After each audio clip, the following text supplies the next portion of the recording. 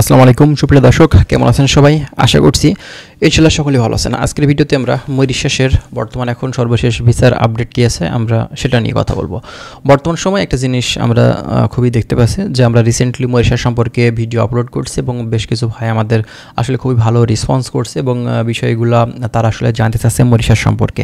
তো মরিশাসে মূলত এখন সর্বশেষ ভিসার আপডেট কী আছে, মরিশাসের কোন ভিসা এখন খোলা আছে, কোন ভিসাতে যাওয়া যাবে, আসলে বর্তমান সময়ে কেমনটা খরচ দিচ্ছে বিভিন্ন এজেন্সি এবং আপনার সকল ধরনের কাজের ভিসা কবে নাগাদ স্টার্ট হতে পারে, আমরা বিস্তারিত বিষয়গুলো নিয়ে আজকে আমরা আলোচনা করার চেষ্টা করব। অবশ্যই ভিডিওটি স্কিপ না করে শেষ পর্যন্ত দেখবেন, অনেক কিছু গুরুত্বপূর্ণ ইনফরমেশন আজকের এই ভিডিও থেকে আপনারা পেয়ে যাবেন। যারা নতুন এসেছেন চ্যানেলটি অবশ্যই সাবস্ক্রাইব করে আমাদের সাথে থাকবেন। চলুন তাহলে কথা না বাড়িয়ে আমাদের যে মূল ভিডিও আছে আমরা সেটাই স্টার্ট করি।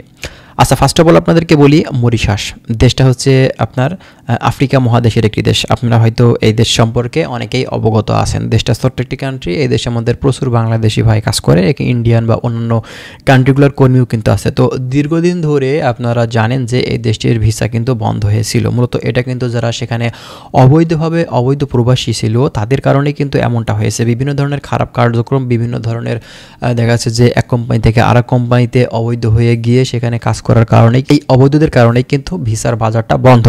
তবে রিসেন্টলি আমরা যে জিনিসটা আপনাদের জন্য বড় সুখবরই বলা চলে সেটা হচ্ছে বর্তমান সময়ে কিন্তু এখন এই মরিশাসের বেকারির ভিসা খোলা আছে। মূলত এটা একটা সরকারি ভিসার একটা সিস্টেম, ঠিক আছে। আপনারা বর্তমান সময়ে শুধুমাত্র এই বেকারির ভিসাতে আপনারা কিন্তু ঢুকতে পারবেন। আমরা মানে যাচাই বাছাই করার জন্য বেশ কিছু মাধ্যমের কাছে কিন্তু আমরা যোগাযোগ করেছি মূলত আপনার এই ভিসা রিলেটেড বিষয়গুলো নিয়ে, যে বর্তমান সময়ে কোন ভিসাটা এখন খোলা আছে, বাংলাদেশিরা কোন ভিসাতে ঢুকতে পারবে।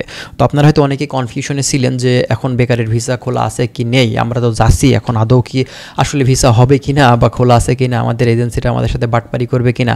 তো ব্যাপারটা হচ্ছে বর্তমান সময়ে যারা ইন্টারভিউ দিয়েছেন আসলে বেকারির কাজের জন্য, তো অবশ্যই এখন আপনারা কিন্তু এই বেকারিতে কাজে কিন্তু আপনারা যেতে পারবেন। তবে অবশ্যই একটা জিনিস আপনারা মাথায় রাখবেন, বেকারির কাজ কিন্তু অনেক মানে এক কথাতে পরিশ্রমের কাজ, ঠিক আছে।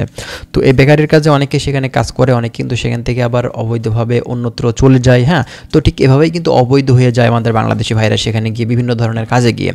তো বর্তমান সময়ে একটা জিনিস যেটা খুবই ভালো দিক সেটা হচ্ছে আপনার বর্তমানে অন্যান্য ক্যাটাগরির যে ভিসাগুলো আছে সেগুলো খোলার কিন্তু জোরভাবে তারা চেষ্টা করছে। আমাদের বাংলাদেশে যে হাই কমিশন আছে, সেখানে অ্যাম্বাসি আছে, মূলত তারা কিন্তু চেষ্টা করছে আমাদের এই বাজারটা খোলার জন্য। কিন্তু একটা জিনিস আপনারা জানেন যে দেখেন, বাংলাদেশিরা সেখানে আসলে পছন্দের তালিকায় থাকলেও অবৈধদের কারণে মূলত আপনার এই শ্রম বাজারটা স্থগিত হয়ে আছে। তবে যে কোনো সময় আপনার এই ভিসাটা, যে কোনো টাইপের আপনার কাজের ভিসা, এটা কিন্তু ওপেন হয়ে যাবে। এখন ভাই এটা আমরা মানে একটা সবুজ সংকেত বলা চলে আর কি। হ্যাঁ, আমরা খুব শীঘ্রই আপনাদেরকে হয়তো ভালো একটা তথ্য বা ভালো একটা নিউজ আপনাদেরকে দিতে পারবো। সেখানে কিন্তু প্রচুর কর্মীও দরকার, কর্মী সেখানে প্রয়োজন। অন্যান্য কান্ট্রিগুলো থেকে তারা কিন্তু কর্মী নিছে, কিন্তু বাংলাদেশ থেকে স্থগিত রাখছে। শুধুমাত্র বেকারির কাজ এখন আপনারা কিন্তু করতে পারবেন, তাছাড়া অন্যান্য কাজে বর্তমান সময়ে এখন ঢুকতে পারবেন না। তবে খুব শীঘ্রই আপনার এই অন্যান্য ক্যাটাগরির যে ভিসাগুলো বা যে কাজগুলো আছে, ঠিক আছে, এগুলো কিন্তু আপনারা করতে পারবেন, ঠিক আছে। এরপরে অনেকে বলেছেন ভাই আসলে বর্তমান সময়ে তো বেকারির কাজে এখন নিচ্ছে, তো এক্ষেত্রে খরচ কেমন লাগতে পারে? ভাই এটা সব কিছু ডিপেন্ড করছে আপনার ওই এজেন্সির উপরে। আপনার কাছ থেকে 3 লক্ষ টাকাও নিতে পারে, আপনার কাছ থেকে 3.5 লক্ষও নিতে পারে, 4 লক্ষ নিতে পারে। এখন আপনি তার সাথে যেভাবে ডিলটা করবেন ঠিক সেভাবে কিন্তু ডিলটা মূলত তার সাথে হবে। এখন আপনি যদি তার সাথে 5 লাখে ডিল করেন তাহলে তো ভাই 5 লাখ টাকাই লাগবে। এখন তার সাথে যদি 3 লক্ষই করেন তাহলে 3 লক্ষ লাগবে, ঠিক আছে। তবে হ্যাঁ, বর্তমানে এখন বেকারের ভিসা হচ্ছে, তার মানে এটাই না যে আপনি যে কোনো এজেন্সিকে আপনার ফাইলটা দিয়ে দিবেন। অবশ্যই যার কাছে ফাইল দিয়েছেন বুঝে শুনে একটু ভেরিফাই করার চেষ্টা করবেন, ঠিক আছে। তো যাদের চিন্তাভাবনা আছে বর্তমানে এখন মরিশাস যাওয়ার, তো এই ক্ষেত্রে বেকারিতে ঢুকতে পারেন। আর যদি মনে হয় যে না আমি অন্যান্য কাজে ঢুকবো, আর সেক্ষেত্রে একটুখানি আপনাদের অপেক্ষা করতে হবে আপনাদের এইসব টাইপের ভিসাতে এখন ঢোকার জন্য, ঠিক আছে।